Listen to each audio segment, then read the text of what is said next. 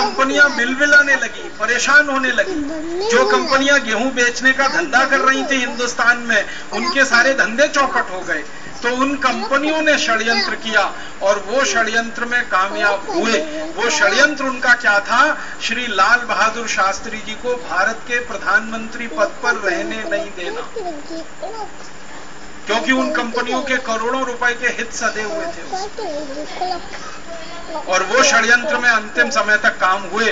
आप जानते हैं, शास्त्री जी अपना समय पूरा नहीं कर पाए और 10 जनवरी 1966 को उनकी हत्या हुई। सत्ता संभालने के मात्र 18वें महीने में ही उनको इस देश से जाना पड़ा, इस दुनिया से जाना पड़ा। वो एक ऐसे स्वाभिमानी प्रधानमंत्री थे इस देश के, जिन्होंने नीति बनाई थी कि किसानों की ताकत बढ़ाओ तो जवानों की ताकत अपने आप बढ़ेगी, और किसान और जवान अगर ये दो मजबूत हो गए तो भारत की तो जड़ें मजबूत हो जाएंगी। आप जानते हैं, किसान ही वो वर्ग है जो पूंजी का उत्पादन करता है। उद्योगपति पूंजी का उत्पादन नहीं करता, उद्योगपति पूंजी का उपयोग करता है, उपभोग करता है। पूंजी पैदा करने का काम, कैपिटल फॉर्मेशन का काम किसान करता है। जानते हैं कैसे करता है? एक बीज खेत में डालता है गेहूं का, उस बीज में से अंकुरण होता है, पौधा बनता है, पौधे पर गेहूं की बाल लगती है। जब उस बाल को काटा जाता है तो उसमें कम से कम 125 से 150 बीज होते हैं। किसान ने क्या किया? एक बीज डाला और उसमें से 125 से 150 बीज पैदा कर दिए। मुनाफा हुआ कि नहीं? यही मुनाफा पूंजी के उत्पादन का सिद्धांत बनाता है। ये मुनाफा किसी कारखाने में नहीं होता, किसी उद्योग में नहीं होता। कारखाने में आप 1 रुपया लगाएं तो पूरी ताकत लगाकर आप उसमें से 60 पैसा ही निकाल सकते हैं, 50 पैसा ही निकाल सकते हैं, 40 पैसा ही निकाल सकते हैं। दुनिया में ऐसा कारखाना कहीं नहीं बना जहां 1 रुपया लगाएं और 1 रुपया 5 पैसा भी मिल जाए। कारखाने में आप जितनी लागत लगाएंगे उससे कम ही निकलेगा। मशीनें दुनिया में जितनी भी काम करती हैं, वो लागत में जितनी चीजें खर्च करती हैं, उत्पादन उतना नहीं करती। तो कारखाने में पूंजी बनती नहीं है, पूंजी लगती है। पूंजी बनती है खेत में, जहां एक बीज डालो तो 125 से 150 बीज होते हैं। बाजरे का एक बीज डालो तो 300 बीज होते हैं। ज्वार का एक बीज डालो तो 250 से 350 बीज होते हैं। मक्के का एक बीज डालो तो 70 से 80 बीज होते हैं। ये धरती माता ही कर सकती है, ये धरती मैया ही कर सकती है, ये दुनिया में कोई नहीं कर सकता। ये पूंजी निर्माण भी 4 से 6 महीने में हो जाता है। हाँ, फैक्ट्री से रिटर्न आना शुरू होगा वर्षों के बाद। हाँ, कोई भी कारखाने में आप पूंजी निवेश करते हैं तो उस निवेश का जो पूरा रिटर्न आपको मिलता है, लागत लगाकर जो मुनाफा आप निकालते हैं, वो कम से कम 3 वर्ष में मिलता है।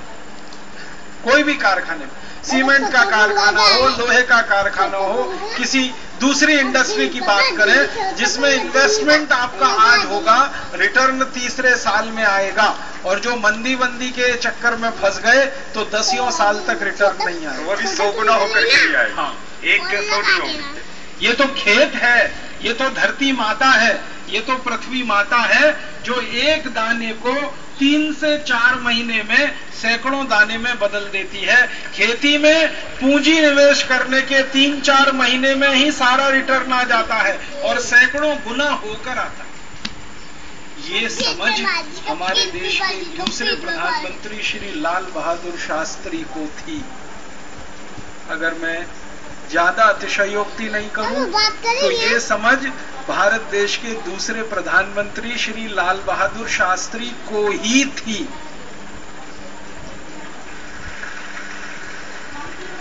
दूसरों को अगर ये समझ होती तो वो जय जवान जय किसान से आगे की बात करते। हिंदुस्तान में वही एक प्रधानमंत्री थे जिन्होंने किसानों की सबसे ज्यादा सुध ली। फिर उन्होंने क्या किया? अमेरिका से गेहूं खरीदना बंद कर दिया। भारत के लोगों को उन्होंने कहा कि स्वाभिमान से जिंदा रहो, विदेशी गेहूं मत खाओ। तो भारत के नागरिकों ने भी शास्त्री जी को उसका पूरा बदला दिया। आप जानते हैं सोमवार के दिन शास्त्री जी ने देश के लोगों से अपील की थी कि आप भारत के लोगों 1 समय 2 समय का भोजन बंद कर दो। करोड़ों हिंदुस्तानियों ने सोमवार को व्रत रखना शुरू कर दिया था। करोड़ों हिंदुस्तानी सोमवार को खाना नहीं खाते थे। और आज भी ऐसे हिंदुस्तानी हैं, शास्त्री जी को गए हुए सालों बीत गए हैं, लेकिन करोड़ों हिंदुस्तानी आज भी सोमवार को खाना नहीं खाते, क्योंकि शास्त्री जी के साथ वायदा किया था गेहूं अगर हमारे देश में कम होता है और अमेरिका से अपमानजनक शर्तों पर खरीदना पड़ता है तो वो अपमान का गेहूं खाने से अच्छा है व्रत करना। करोड़ों हिंदुस्तानियों ने व्रत करना शुरू किया। शास्त्री जी ने कृषि विश्वविद्यालयों में रिसर्च का काम शुरू कराया। गेहूं पर इतना ज्यादा रिसर्च हुआ कि आज हिंदुस्तान दुनिया में गेहूं पैदा करने वाले देशों में सबसे बड़ा दूसरे नंबर का देश हो गया। 1966 में जहां हमारे यहां गेहूं का अकाल था, गेहूं होता नहीं था, हम गेहूं के लिए तरसते थे, आज हमारे देश में इतना गेहूं होता है कि हजारों करोड़ रुपए का हमारा गेहूं तो चूहे खा जाते हैं, इतना होता है। हम खाते हैं, हमारे पड़ोसी देशों को खिलाते हैं और बहुत सारा गेहूं हमारे चूहे खा जाते हैं।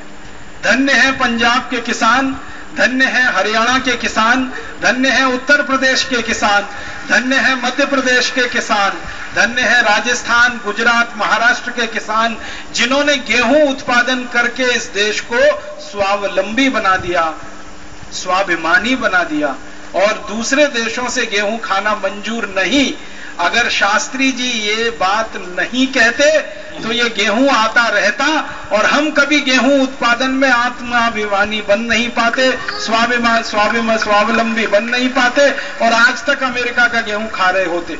तो शास्त्री जी भारत के पहले प्रधानमंत्री, जिनकी नीतियां स्वाभिमान के लिए और स्वदेशी के लिए थी। शास्त्री जी ने और एक नीति बनाई थी जिसकी चर्चा लोगों के बीच में नहीं हुई है। उन्होंने दूसरी नीति बनाई थी कि हिंदुस्तान का विकास स्वदेशी पूंजी से होगा, स्वदेशी तकनीकी से होगा और स्वदेशी संसाधनों से होगा। हिंदुस्तान में विदेशी कंपनियां नहीं आएंगी, विदेशी कंपनियों को आने नहीं दिया जाएगा।